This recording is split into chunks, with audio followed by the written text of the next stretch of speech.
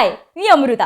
तुम्हाला मी आज एका नाटकाची गोष्ट सांगते. एक संस्था एक नाटक बसवते, ते एका स्पर्धेत उतरवते. तिथं ते नाटक पहिलं येतं. ही गोष्ट इथेच संपत नाही बरं का.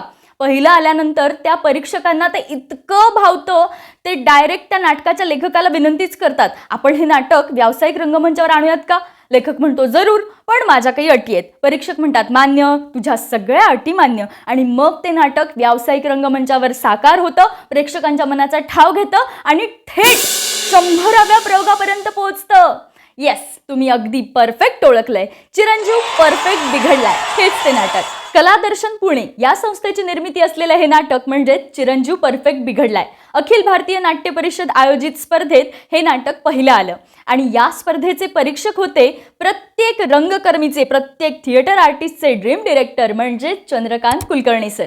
चंद्रकांत कुलकर्णी सरांना हे नाटक प्रचंड आवडलं. एका व्यावसायिक नाटकासाठी लागणारे सगळे गुण या नाटकात आहेत असं त्यांना दिसलं. त्यामुळेच त्यांनी या नाटकाचे लेखक विनोद रत्ना यांना अशी विनंती केली की आपण हे नाटक व्यावसायिक रंगमंचावर आणूयात का? विनोद रत्ना यांना ही ऑफर प्रचंड आवडली, पण त्यांची एकच अट होती. या नाटकाचं व्यावसायिक रूपांतर जरी झालं तर या नाटकात काम मात्र आमचेच कलाकार करतील, ज्यांनी या स्पर्धेच्या प्रयोगात काम केलंय. चंद्रकांत कुलकर्णी सरांनी त्यांच्या सगळ्या अटी मान्य केल्या आणि हे नाटक व्यावसायिक रंगमंचावर साकार झालं.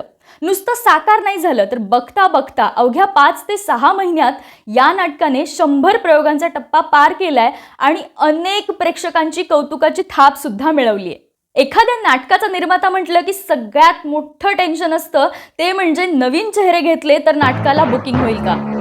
पण श्रेयस, समृद्धी आणि वैभव या तीनही तगड्या कलाकारांनी निर्मात्याची ही चिंता अगदी दूर पळवून लावली आणि लहान मुलांपासून वयोवृद्धांपर्यंत सगळ्या प्रेक्षकांना नाट्यगृहात अगदी खेचून आणलं.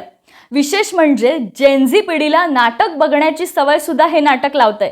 अनेक तरुण मुलं मुली पहिल्यांदा हे नाटक पाहतायत आणि या नाटकापासूनच आम्ही आता नाटक बघणार बरं का असं सांगूनही जात आहेत. मनोरंजन विश्वातील मानाचा समजला जाणारा झी नाट्य गौरव पुरस्कार, या पुरस्कारातील सर्वोत्कृष्ट सहाय्यक अभिनेत्याचं नामांकन वैभवने पटकावलं, तर मटा सन्मान 2026 या पुरस्कारातील सर्वोत्कृष्ट अभिनेता हा पुरस्कारच श्रेयसने पटकावला. मनोरंजन विश्वातील अनेक दिग्गज कलाकारांनी सुद्धा हे नाटक आवर्जून पाहिलं आणि त्याचं भरभरून कौतुकही केलं. जिगीषा या संस्थेचं भक्कम पाठबळ आणि चंद्रकांत कुलकर्णी सरांच्या दिग्दर्शनाखाली हे नाटक अजून मैलाचा दगड पार करेल यात शंकाच नाही.